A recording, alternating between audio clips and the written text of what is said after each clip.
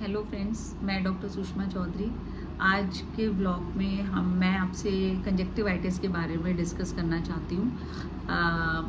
आपको बताना चाहूँगी कि कंजक्टिवाइटिस क्या है और ये कैसे फैलता है, कैसे इसके साइंस एंड सिम्टम्स क्या है और इसकी मैनेजमेंट क्या है, इसका प्रिवेंशन क्या है। कंजक्टिवाइटिस बेसिकली क्या होता है, इसको हम आई फ्लू भी बोलते हैं और पिंक आई इन्फेक्शन भी होता है। और आजकल आप सब देख रहे हैं कि हर घर में इसका कोई ना कोई पेशेंट मिल जाएगा आपको, हर दूसरे घर में ये हो रहा है। और एक व्यक्ति को होता है, फिर फैमिली के दूसरे व्यक्ति को भी हो जाता है, फिर थर्ड वन को भी हो जाता है। तो कोई ना कोई इससे अफेक्टेड ज़रूर हो रहा है। एंड ये थोड़ा सा पेनफुल तो होता है, बट इसमें घबराने की कोई बात नहीं होती है। लेकिन इसमें बेसिकली होता क्या है, हमारा जो outermost part of the eye होता है, जो वाइट पार्ट होता है, और इनर आईलिड होता है, इनर पार्ट ऑफ आईलिड, उसकी इन्फ्लेमेशन हो जाती है। तो इसकी वजह से पेशेंट को इरिटेशन लगती है आँख में। तो ये अमूमन एक आँख से स्टार्ट होता है, फिर दूसरी आँख में भी हो जाता है। और ये कंटेजियस होता है, इसीलिए बहुत तेज़ी से फैलता है एक पर्सन से दूसरे पर्सन में। फैलता कैसे, अगर हम मान लो एक चीज़ छेड़ते हैं घर में, फिर दूसरा पर्सन भी इंटेंशनली अनइंटेंशनली छेड़ता ही है कोई भी चीज़ें, तो टच करने से जो है ये एक दूसरे में आ जाता है।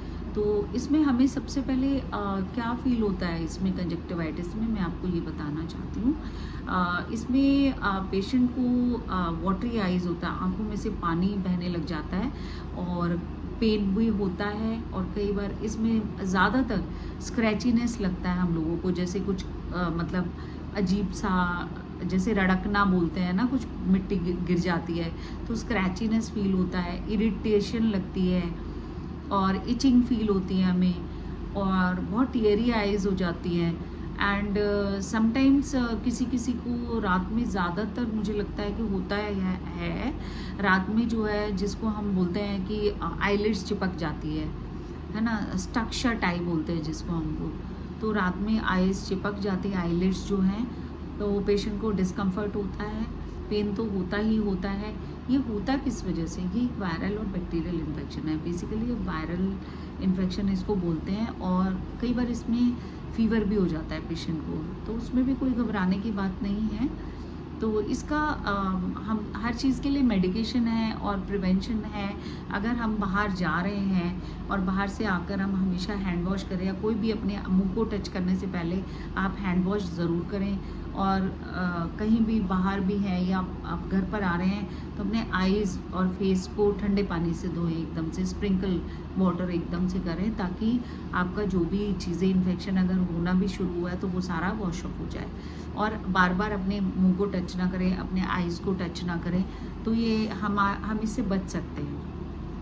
बेसिकली ये एक आँख से लेके दूसरी आँख में होता है, तो दूसरी आँख में भी इसीलिए होता है क्योंकि हम उसको बार बार, एक आँख को हम ऐसे साफ करने के लिए फिर उसको दूसरा टच करते हैं, अपने ही हैंड से बार बार उसको टच करते हैं, तो उस वजह से होता है। और अगर किसी को बहुत सीवियर आपको लग रहा है कि भाई मेरा नहीं आराम आ रहा है या मुझे प्रॉब्लम ज़्यादा हो रही है, तो आप अपने एंटीबायोटिक्स की ड्रॉप्स आप ले सकते हैं और एंटी एलर्जिक ले सकते हैं। तो और इससे पहले आप अपने जो आई स्पेशलिस्ट है, आपके फैमिली डॉक्टर हैं, आप उनसे भी कंसल्ट कर सकते हैं दवाई लेने से पहले। और अगर आपको फीवर भी अगर हो रहा है आई फ्लू के साथ, कंजक्टिवाइटिस के साथ, तो आप उसके लिए पीसीएम भी ले सकते हैं। तो इस तरह से अगर हम अपना ध्यान रखेंगे, अगर हम अपने फेस को वॉश करेंगे, अपनी आईज़ को वॉश करेंगे, अपने हैंड्स को वॉश करेंगे, तो हम इससे बच सकते हैं। और जब भी आप बाहर जाएं, घर से बाहर जाएं, तो आप हमेशा गॉगल्स पहन कर जाएं। अगर आपकी आई धूप में जाने से, वैसे तो अवॉइड करें धूप में जाना, लेकिन अगर आपको जाना पड़ता है, बहुत इंपॉर्टेंट है, आपका काम नहीं चल रहा है, तो आप गॉगल्स पहन कर जाएं। गॉगल्स से क्या होगा, आपको दो फायदे होंगे। एक तो वो आपको भी प्रोटेक्ट करेगा, एक सामने वाले को भी प्रोटेक्ट करेगा। आपका इन्फेक्शन दूसरे को नहीं ट्रांसफ़र होगा। तो आप अपने साथ साथ औरों को भी बचा कर चलें। Thank you so much.